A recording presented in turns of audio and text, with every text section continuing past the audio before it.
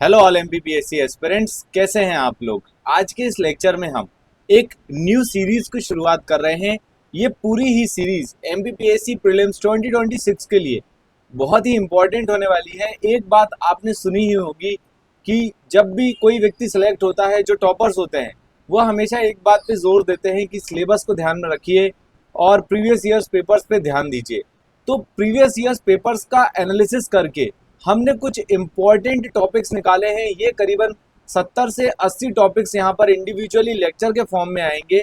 ये पूरी प्लेलिस्ट यहाँ पर मेरे द्वारा ली जा रही है इंग्लिश मीडियम में। मेरा नाम है नकुल और यहाँ पर आप पूरे उन टॉपिक्स को पढ़ेंगे जहाँ से एक क्वेश्चन आपको पेपर में देखने को मोस्ट प्रोबेबली मिल सकता है, क्योंकि ये पूरे ही क्वेश्चन, ये पूरे ही टॉपिक्स को प्रॉपर एनालाइज करके यहाँ पर प्रेजेंट करने का प्रयास किया है। तो आज का जो हमारा टॉपिक है, इसमें हम इंस्टीट्यूशंस के बारे में पढ़ेंगे। इंस्टीट्यूशंस तीन प्रकार के हैं। एक होते हैं इंटरनेशनल ऑर्गेनाइजेशंस, एक होते हैं जो हमारे नेशनल पैमाने पे काम करते हैं, इंडिया लेवल पे काम करते हैं, और जो तीसरे नंबर पे आते हैं वो है एमपी के इंस्टीट्यूट्स।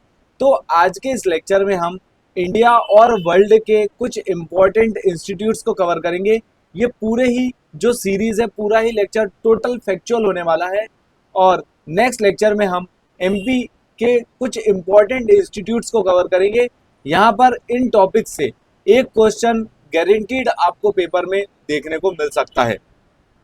टॉपिक की शुरुआत करने से पहले मैं आपको कुछ इम्पॉर्टेंट यहाँ पर क्वेश्चंस बताना चाहूँगा जो अभी 2025 के पेपर में पूछे गए थे। जो अभी रिसेंटली 2025 का एमपीपीएससी का पेपर हुआ था, उसमें ये क्वेश्चन आया था कि आईसीएमआर का इंस्टीट्यूट है निर्थ, जिसका मतलब है national institute of research in tribal health. NIRTH नाम से हम इसको जानते हैं। ये कहाँ पे लोकेटेड है? तो ये जबलपुर में लोकेटेड है। इसका आंसर था जबलपुर। इसके बाद इंडियन इंस्टीट्यूट ऑफ पेट्रोलियम, ये इंस्टीट्यूट कहाँ पर लोकेटेड है? ये देहरादून उत्तराखंड में लोकेटेड है।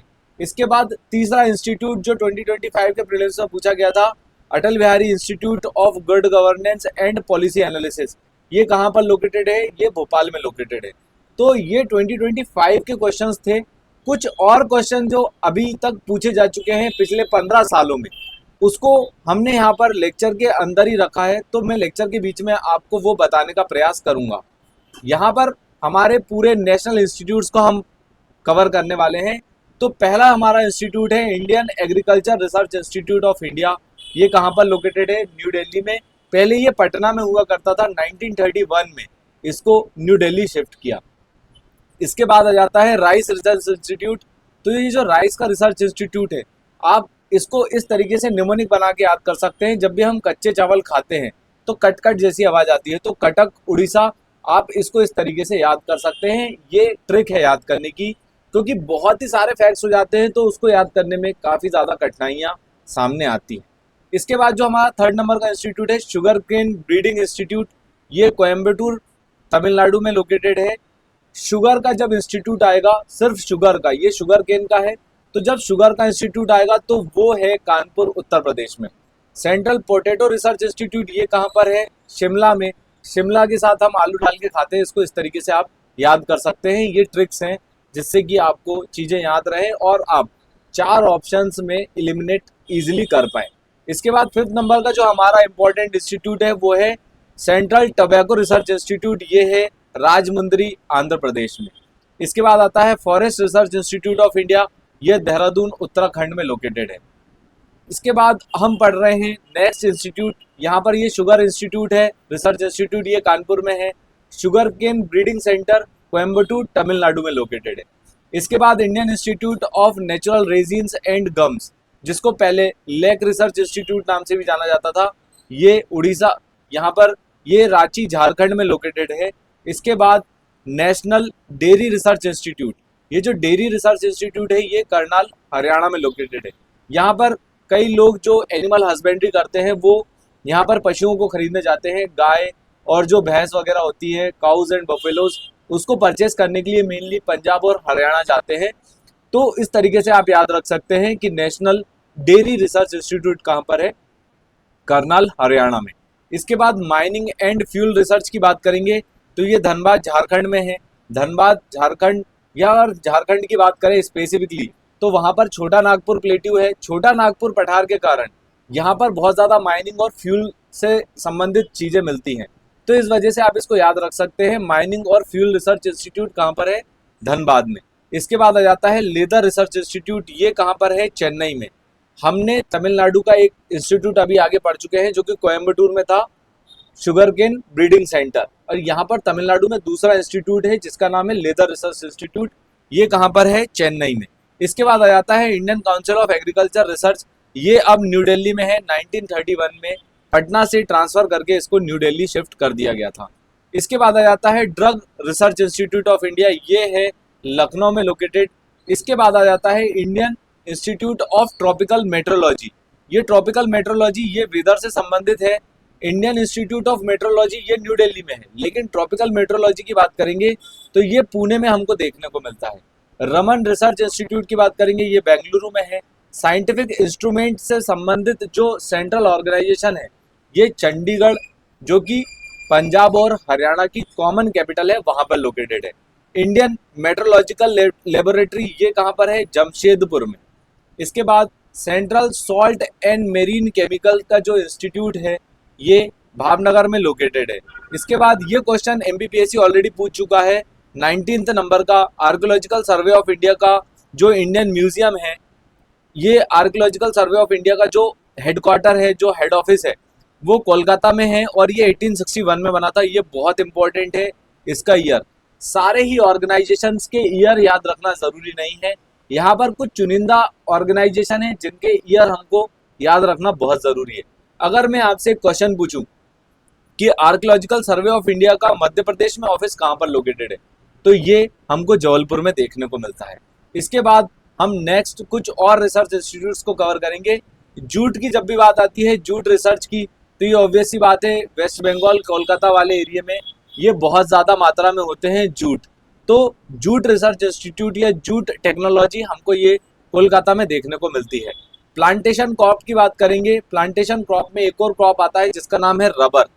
तो रबर का जो रिसर्च इंस्टीट्यूट है या रबर की सबसे ज़्यादा जो प्लांटेशन क्रॉपिंग या प्लांटेशन फार्मिंग जो इसको होती है वो केरला में होती है। तो प्लांटेशन क्रॉप्स का भी कहाँ हो जाएगा?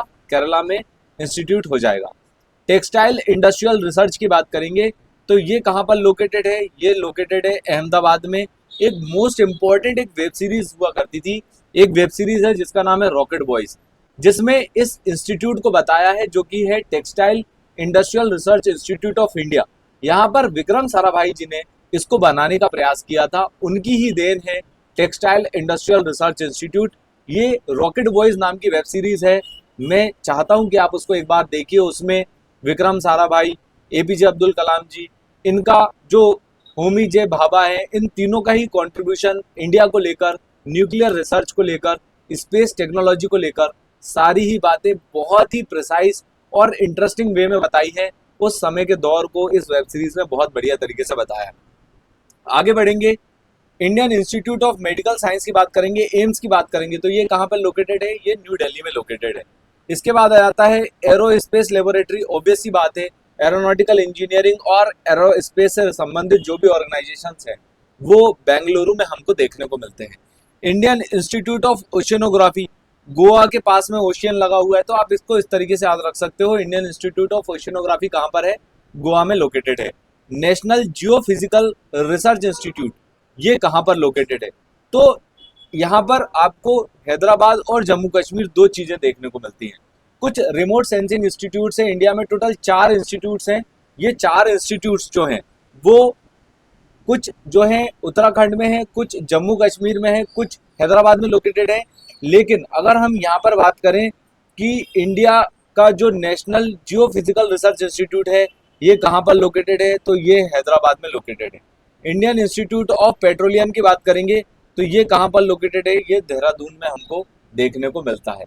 आगे बढ़ेंगे, सेंट्रल बिल्डिंग रिसर्च इंस्टीट्यूट की बात करेंगे तो जब भी बिल्डिंग, बड़ी बड़ी बिल्डिंग्स की बात आती है तो जब भूकंप आता है तो वो लुढ़क जाती है। तो इसको इस तरीके से आप याद रख सकते हैं कि सेंट्रल बिल्डिंग रिसर्च इंस्टीट्यूट कहाँ पर है? रुड़की में है। इसको आप इस तरीके से याद रख सकते हैं। सेंट्रल रोड रिसर्च इंस्टीट्यूट, देखिए highway, national highway authority of India और सेंट्रल रोड रिसर्च इंस्टीट्यूट, तो हाईवे और रोड दोनों के ही जो हेडक्वार्टर हैं या इनके जो रिसर्च इंस्टीट्यूट हैं ये आपको मेनली न्यू दिल्ली में लोकेटेड देखने को मिलेंगे। Tata institute of fundamental research की बात करेंगे, ये कहाँ पर लोकेटेड है? ये है मुंबई में। हाई एल्टीट्यूड रिसर्च लेबोरेटरी ये कहाँ पर है? गुलमार्ग, जम्मू कश्मीर में। अब जो हम रिसर्च इंस्टीट्यूट पढ़ने वाले हैं वो है national botanical research institute of India. ये कहाँ पर है? लखनऊ में।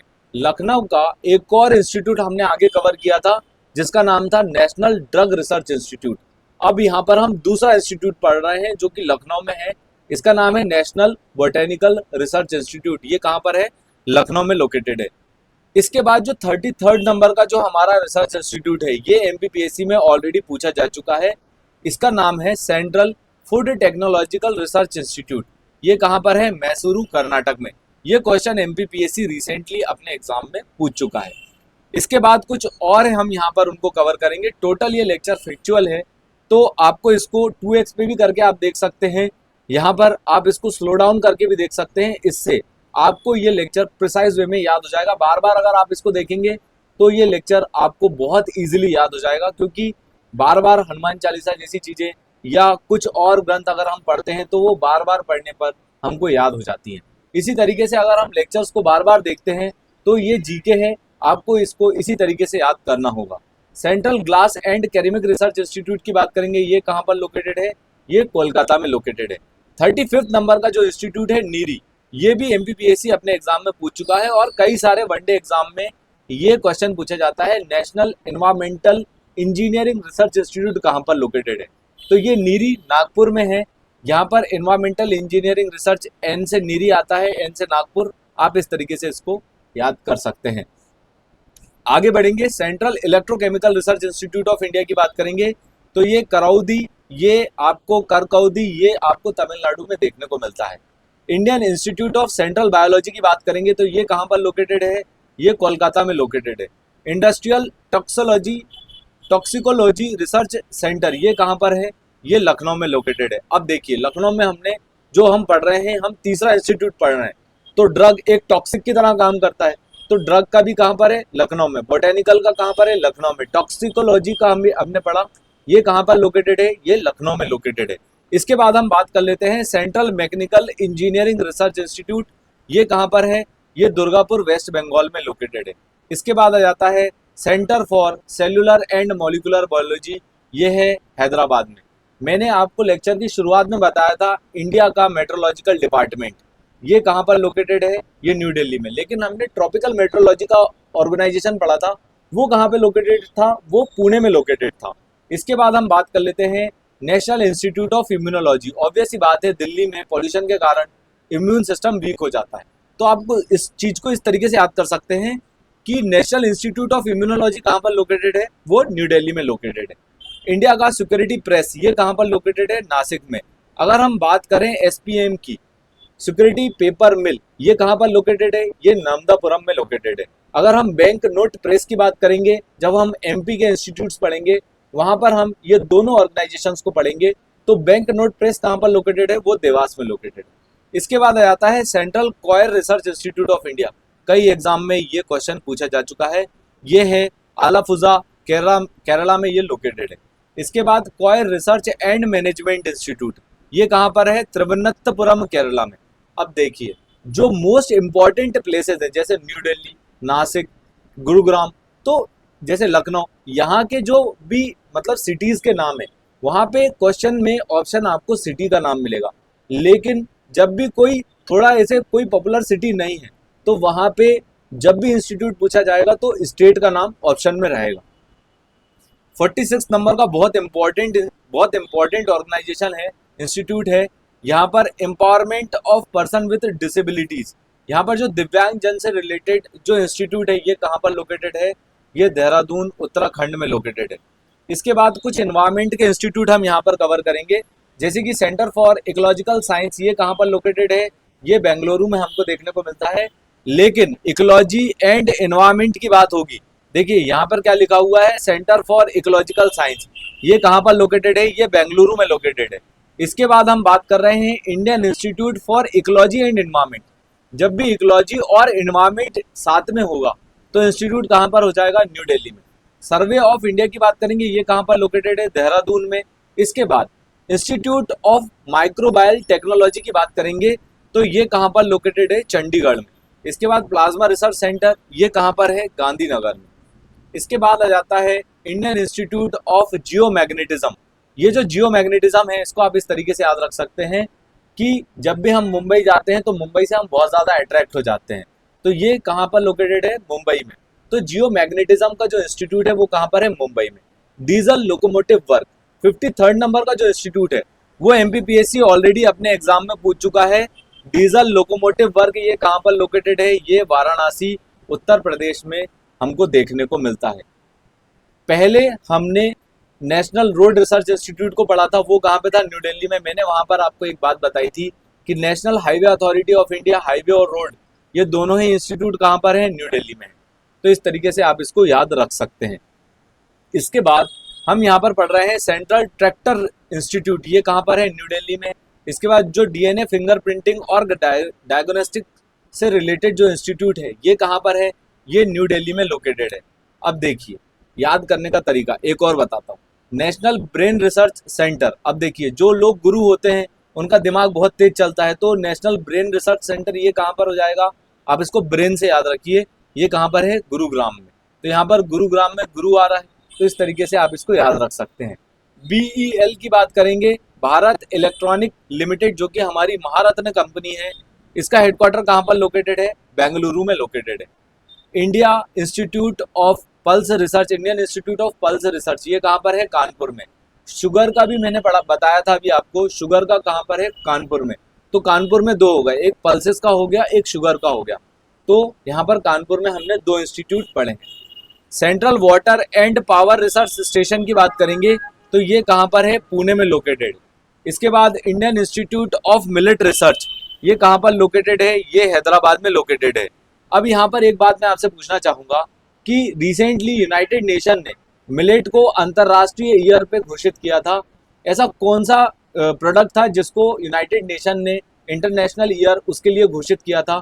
तो मिलेट से संबंधित 2023 को घोषित किया था। ये एमपीपीएससी ऑलरेडी पूछ चुका है। अब मैं यहाँ पर आपसे कमेंट में पूछना चाहता हूँ कि 2024 का और 2025 का और अपकमिंग ईयर 2026 जब आप एमपीपीएससी का प्रीलिम्स देना चाह रहे हैं तब अंतर्राष्ट्रीय ईयर कौन सा है? आप हमें कमेंट सेक्शन में गूगल करके बता सकते हैं। आगे बढ़ेंगे, नेक्स्ट हम यहाँ पर न्यूक्लियर रिसर्च सेंटर्स की बात करेंगे। तो इंडिया के कुछ इम्पॉर्टेंट न्यूक्लियर जो फैसिलिटीज़ हैं, उसके जो मिनरल्स हैं, जो न्यूक्लियर जो एनर्जी है या न्यूक्लियर बॉम्ब, इन सारी चीज़ों को बनाने में इन इंस्टीट्यूट्स की ज़रूरत पड़ती है। तो इन इंस्टीट्यूट्स को पढ़ना बहुत ज़रूरी है क्योंकि ये ज़्यादातर एग्ज़ाम में पूछे जाते हैं। इंडियन रेयर अर्थ जो लिमिटेड, इसका जो इंस्टीट्यूट है ये कहाँ पर है? अलुवा केरला में ये लोकेटेड है, तो यहाँ पर आप केरला याद रखिए। यूरेनियम कॉर्पोरेशन ऑफ इंडिया, ये कहाँ पर है? जादूगोड़ा झारखंड। ये मोस्ट इंपॉर्टेंट है सेकंड नंबर का, और थर्ड नंबर का भी मोस्ट इंपॉर्टेंट है।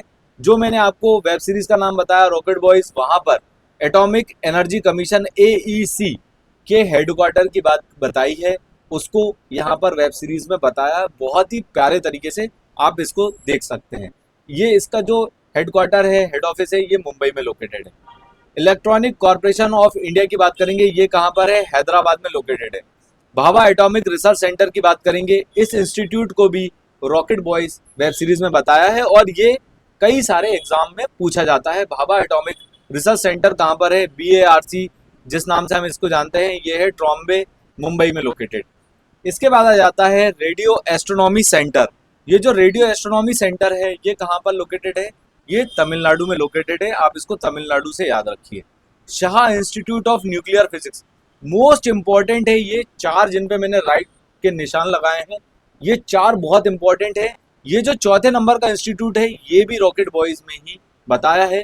उस समय पे भारत के जो साइंटिस्ट थे उनके बारे में इस वेब सीरीज में बताया है। मैं बार बार आपसे आग्रह कर रहा हूँ, आपको अगर पॉजिटिव टाइम पास करना है, कुछ अच्छी चीज़ें देखना है, कुछ अच्छा कंटेंट देखना है, तो आप ऐसा कंटेंट देखिए जो कि रिलेटेबल हो आपकी स्टडीज से, कुछ नॉलेज गेन आपको वहाँ से हो। तो Shah institute of nuclear physics ये कहाँ पर लोकेटेड है? ये कोलकाता में लोकेटेड है। आगे बढ़ते हैं, कुछ और इंस्टीट्यूट्स को हम यहाँ पर कवर करेंगे। तो अब हम इन इंस्टीट्यूट्स को महारत्न कंपनीज के फॉर्म में पढ़ेंगे क्योंकि हर बार एमपीपीएससी कुछ क्वेश्चन महारत्न कंपनीज से पूछता ही पूछता है, तो इसको पढ़ना, इनको याद रखना बहुत ज़्यादा ज़रूरी हो जाता है। इसके बाद एक टॉपिक और बचेगा, इंटरनेशनल ऑर्गेनाइजेशन। 10 से 15 मिनट का और लेक्चर बचा है जो कि आपके लिए बहुत ज़्यादा बेनिफिशियल होने वाला है। महारत्न कंपनी की बात करेंगे, बीएचईएल, जो कि हमारे प्यारे भारत में बीएचईएल की बात करेंगे तो बीएचईएल कहाँ पर लोकेटेड है? बीएचईएल का हेडक्वार्टर न्यू दिल्ली में लोकेटेड है, लेकिन अगर हम मध्य प्रदेश में महारत्न कंपनी की बात करते हैं तो ये बनाई गई थी 1964 में। ये लोकेटेड है भोपाल में और यहाँ पर इंजीनियरिंग और मैन्युफैक्चरिंग से रिलेटेड काम होता है। इसका हेडक्वार्टर है न्यू दिल्ली में। 2013 में इसको महारत्न का दर्जा दिया गया था, जो कि ऑलरेडी एमपीपीएससी पूछ चुका है अपने प्रीलिम्स के एग्जाम में। इसके बाद मैं कुछ और इम्पोर्टेंट महारत्न कंपनीज आपको बताना चाहता हूं, जैसे बीपीसीएल है, Bharat petroleum corporation of India.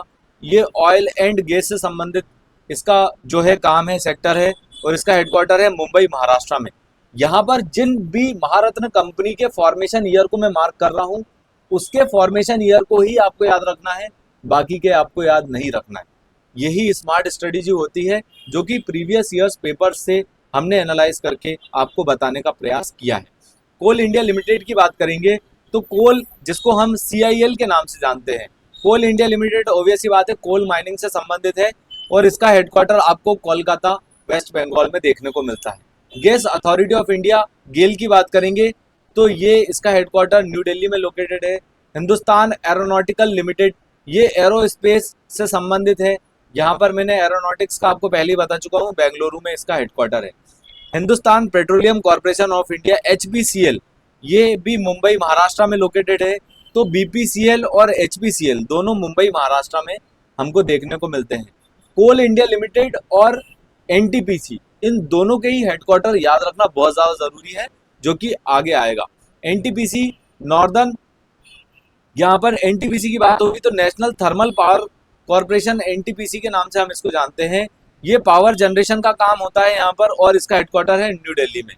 तो देखिए, थर्मल पावर की बात हो रही है तो कंफ्यूज ना होइएगा, इसका हेडक्वार्टर न्यू दिल्ली में है और कोल इंडिया लिमिटेड का हेडक्वार्टर कहाँ पर है? कोलकाता में।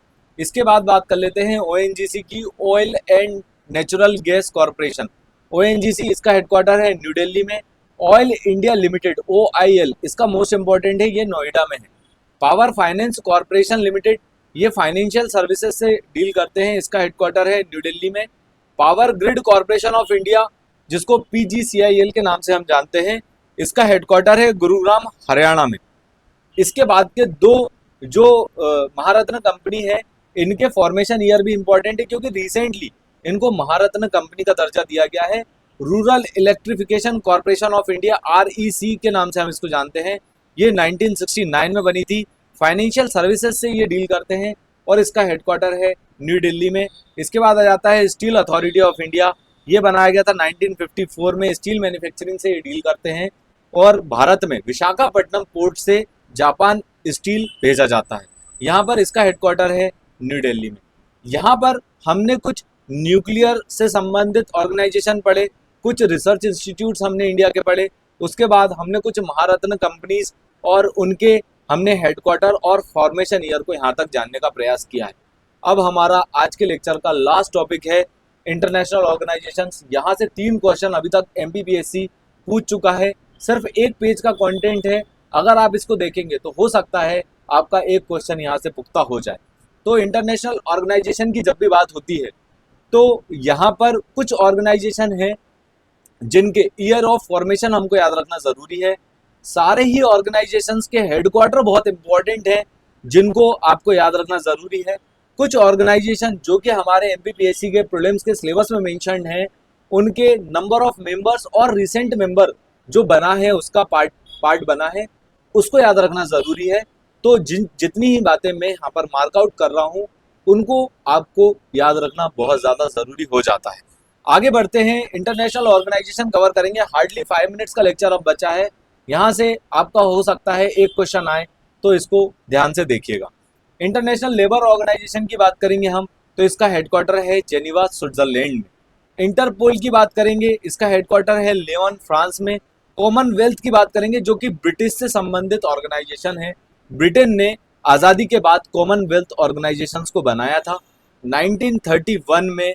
यहाँ पर इन ऑर्गेनाइजेशंस को बनाया कॉमनवेल्थ ऑर्गेनाइजेशन के नाम से। इसका हेडक्वार्टर है लंदन यूके में, और रिसेंटली इसका जो मेंबर कंट्री बनी है वो है टोगो। टोटल 56 मेंबर कंट्रीज अब कॉमनवेल्थ में हमको देखने को मिलती है। इसके बाद आ जाता है यूनाइटेड नेशन। ये बनाया गया था 1945 में। ये क्वेश्चन एमपीपीएससी ऑलरेडी पूछ चुका है। तो यहाँ पर यूनाइटेड नेशन ऑर्गेनाइजेशन का जो फॉर्मेशन ईयर है वो है 1945। इसका हेडक्वार्टर है न्यूयॉर्क यूएसए में।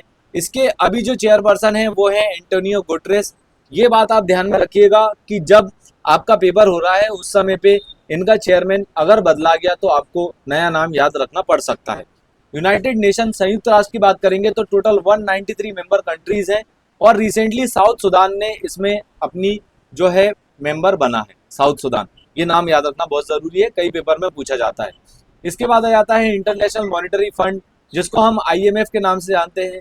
ये बनाया गया था 1945 में। इसका हेडक्वार्टर है वॉशिंगटन DC USA में। अभी जो इसकी चेयरपर्सन है वो है क्रिस्टलिना जॉर्जिया। इसके बाद अभी 191 नंबर इसका जो बना है उसका नाम है, यहाँ पर लिechtenstein करके एक कंट्री है, वो अभी IMF की मेंबर बनी है। वर्ल्ड बैंक की बात करेंगे हम तो वर्ल्ड बैंक बनाया गया था 1945 में। ये क्वेश्चन भी एमपीपीएससी में पूछा जा चुका है। इसका हेडक्वार्टर है वॉशिंगटन DC USA में। यहाँ पर इंडियन मेंबर इसका चेयरपर्सन बना है, इसलिए अजय बंगा नाम बहुत ही ज़्यादा इम्पोर्टेंट है जो कि आपको याद रखना ही होगा। वर्ल्ड बैंक का जो रिसेंट मेंबर बना है वो है मेंबर कंट्री नौरू। तो यहाँ पर वर्ल्ड बैंक की जो रिसेंट कंट्री है तो वर्ल्ड बैंक में टोटल अब 189 मेंबर हो चुके हैं, और इसका जो रिसेंट मेंबर है उसका नाम है Nauru. Food and agriculture organisation की बात करेंगे, FAO की बात करेंगे, ये भी बनाया गया था 1945 में। इसका हेडक्वार्टर है रोम इटली में। इंटरनेशनल कोर्ट ऑफ जस्टिस की बात करेंगे तो यहाँ पर इसका जो हेडक्वार्टर है वो है हेग नीदरलैंड में। ये भी 1945 में बनाया गया था। कुछ और ऑर्गेनाइजेशन बचे हैं यहाँ पर इंटरनेशनल ऑर्गेनाइजेशन। यूनेस्को की बात करेंगे, यूनेस्को बनाया गया था 1945 में। इसका हेडक्वार्टर है पेरिस फ्रांस में। यूनिसेफ की बात करेंगे, ये 1946 में बनाया गया था। इसका हेडक्वार्टर है न्यूयॉर्क USA में। वर्ल्ड हेल्थ ऑर्गेनाइजेशन, ये क्वेश्चन एमपीपीएससी पूछ चुका है पहले। इसका यहाँ पर ईयर ऑफ फॉर्मेशन पूछा था, 1948 में वर्ल्ड हेल्थ ऑर्गेनाइजेशन को बनाया गया था, और इसका हेडक्वार्टर है जेनीवा स्विट्जरलैंड में। OECD की बात करेंगे, OECD का जो हेडक्वार्टर है वो है पेरिस फ्रांस में। नाटो बहुत ज़्यादा न्यूज़ में है इस समय, तो नाटो के हेडक्वार्टर की बात कर लेते हैं, ये है ब्रुसेल्स बेल्जियम में। UNHCR की बात करेंगे, United nation human rights council की बात करेंगे तो इसका हेडक्वार्टर है जेनीवा स्विट्जरलैंड में। यूरोपियन यूनियन की काफ़ी ज़्यादा न्यूज़ में चर्चा बनी हुई है, इसलिए आप इसका ईयर ऑफ फॉर्मेशन याद रखिए। ये बनाया गया था 1958 में। इसका हेडक्वार्टर है ब्रुसेल्स बेल्जियम में। और रिसेंटली इसमें से यूनाइटेड किंगडम ने जो है अपनी भागीदारी ख़त्म करी है, तो अब यूनाइटेड किंगडम यूरोपियन यूनियन का मेंबर नहीं है। यूरोपियन यूनियन में अब टोटल 27 कंट्रीज बची हैं। OPEC की बात करेंगे तो OPEC का जो हेडक्वार्टर है वो है वेना ऑस्ट्रिया में। नॉन अलाइड मूवमेंट की बात करेंगे, NAM की, तो इसका हेडक्वार्टर आपको जकार्ता इंडोनेशिया में देखने को मिलता है। एमनेस्टी इंटरनेशनल की बात करेंगे तो एमनेस्टी इंटरनेशनल का जो हेडक्वार्टर है वो है लंदन UK में। इसके बाद ये वाला ऑर्गेनाइजेशन इंपॉर्टेंट नहीं है, UNDP ऑलरेडी एमपीपीएससी पूछ चुका है। इसका हेडक्वार्टर है न्यूयॉर्क USA में, तो हमको सिर्फ इसका हेडक्वार्टर याद रखना है। अब कुछ जो ऑर्गेनाइजेशन है ये एमपीपीएससी के प्रीलिम्स में मेंशन्ड है, तो आपको इनके ईयर ऑफ फॉर्मेशन प्लस इनके चेयरपर्सन को याद रखना बहुत ज़्यादा ज़रूरी हो जाता है। एशियन डेवलपमेंट बैंक की बात करेंगे, एशियन डेवलपमेंट बैंक बना था 1966 में। इसका हेडक्वार्टर है मैनिला फिलीपींस में। अभी जो इसके चेयरपर्सन है वो है मसाटो कांडा। ये अभी एशियन डेवलपमेंट बैंक के चेयरपर्सन है। एशियन डेवलपमेंट बैंक का सारी बातें याद रखना ज़रूरी है। इसके बाद आ जाता है न्यू डेवलपमेंट बैंक। ये बनाया गया था 2014 में। इसका हेडक्वार्टर है शंघाई चाइना में। एशियान की बात करेंगे, ये बनाया गया था 1967 में। ये क्वेश्चन एमपीपीएससी ऑलरेडी अपने प्रीलिम्स में पूछ चुका है कि एशियान कब बनाया गया था। यहाँ पर इसका हेडक्वार्टर है जकार्ता इंडोनेशिया में। अभी इसके जो चेयरपर्सन है वो है काओ किम होरून। यहाँ पर अभी इसका रिसेंट जो मेंबर बना है 11th नंबर का वो है ईस्ट तिमोर। तो एशियन कंट्रीज में टोटल 11 मेंबर्स हो चुके हैं। सार्क की बात करेंगे जो कि हमारे प्रीलिम्स के सिलेबस में मेंशन्ड है। ये बनाया गया था 1985 में। इसका हेडक्वार्टर है काठमांडू, नेपाल। इसके बाद मोहम्मद गुलाम सरवार इसके चेयरपर्सन है। टोटल इसमें 8 मेंबर कंट्रीज हैं जो कि इंडियन सब कॉन्टिनेंट में जितनी भी कंट्रीज आती हैं वो पूरी सार्क की मेंबर्स हैं। इसके बाद G15 इंपॉर्टेंट नहीं है, APEC को याद रखिए। इसका हेडक्वार्टर है सिंगापुर में। UNHRC human rights, United nation human rights council की बात करेंगे, कमीशन की बात करेंगे तो इसका हेडक्वार्टर हमको जेनीवा स्विट्जरलैंड में देखने को मिलता है। इसके बाद यहाँ पर हमारे कुछ और ऑर्गेनाइजेशंस बचे हैं जिनको कवर करना बहुत ही ज़्यादा इम्पोर्टेंट है। वर्ल्ड ट्रेड ऑर्गेनाइजेशन की बात करेंगे तो इसका ईयर ऑफ इस्टेब्लिशमेंट है 1995। इसका हेडक्वार्टर है जेनीवा स्विट्जरलैंड और रिसेंटली इसमें टोटल 166 मेंबर हो चुके हैं। वर्ल्ड ट्रेड ऑर्गेनाइजेशन की बात करेंगे हम तो वर्ल्ड ट्रेड ऑर्गेनाइजेशन से 1995 जो है ये क्वेश्चन MPPSC ऑलरेडी पूछ चुका है। आप MPPSC के सारे ही एग्जाम के अगर प्रीवियस ईयर्स पेपर्स देखेंगे तो वहां पर आपको ये सारे क्वेश्चंस देखने को मिलेंगे। और अगर आप चाहते हैं कि पूरे ही प्रीवियस ईयर्स पेपर्स आपको लेक्चर के फॉर्म में मिले तो आप इसी चैनल में अश्वारे सर का वीडियो देख सकते हैं। सेपरेट प्लेलिस्ट बनी है MPPSC PYQs की। इसके बाद ये वाला ऑर्गेनाइजेशन इंपॉर्टेंट नहीं है। बिमिस्टिक बहुत इंपॉर्टेंट है, 1997 में बनाया गया था। इसका हेडक्वार्टर है ढाका, बांग्लादेश में और इसमें टोटल 7 मेंबर कंट्रीज हैं। जो सार्क में है वो पूरी बिमिस्टिक में है, पाकिस्तान को हटा दीजिए बस। इसके बाद आ जाता है SCO, शंघाई कोऑपरेशन ऑर्गेनाइजेशन, 2001 में बनाया गया था, बीजिंग चाइना इसका हेडक्वार्टर है। इंटरनेशनल क्रिमिनल कोर्ट की बात करेंगे तो इसका हेडक्वार्टर है हेग, नीदरलैंड में। अफ्रीकन यूनियन, अदीस अबाबा, इथोपिया, यहाँ पर इसमें यूरोपियन मतलब अफ्रीकन यूनियन का यहाँ पर हमको हेडक्वार्टर देखने को मिलता है। इसके बाद ब्रिक्स बहुत इंपॉर्टेंट है, काफ़ी ज़्यादा न्यूज़ में बना हुआ है क्योंकि रिसेंटली डोनाल्ड ट्रंप ब्रिक्स की जितनी भी कंट्रीज हैं, टोटल 10 कंट्रीज, उन पे काफ़ी हैवी टैक्स थोकने वाले हैं। तो इसलिए ब्रिक्स बहुत इंपॉर्टेंट हो जाता है। ब्रिक्स बनाया गया था 2009 में। इसका हेडक्वार्टर है शंघाई, चाइना में और टोटल 10 मेंबर कंट्रीज अब हमको ब्रिक्स में देखने को मिलती है। इंटरनेशनल सोलर अलायंस की बात करेंगे जो कि इंडिया और फ्रांस का एक कंबाइंड इनिशिएटिव था। 2015 में इसको बनाया गया। इसका हेडक्वार्टर भी इंडिया में ही है। एकमात्र ऐसा ऑर्गेनाइजेशन है जिसका हेडक्वार्टर इंडिया में है। तो मोस्ट इंपॉर्टेंट ये क्वेश्चन हो जाता है कि इंटरनेशनल सोलर अलायंस का हेडक्वार्टर कहाँ पर है, तो ये गुरुग्राम, इंडिया में हमको देखने को मिलता है। अभी रिसेंटली 105 मतलब 105वें नंबर का इसका मेंबर बना है जिसका नाम है मालडोवा। यहाँ पर हमारा लेक्चर एंड होता है।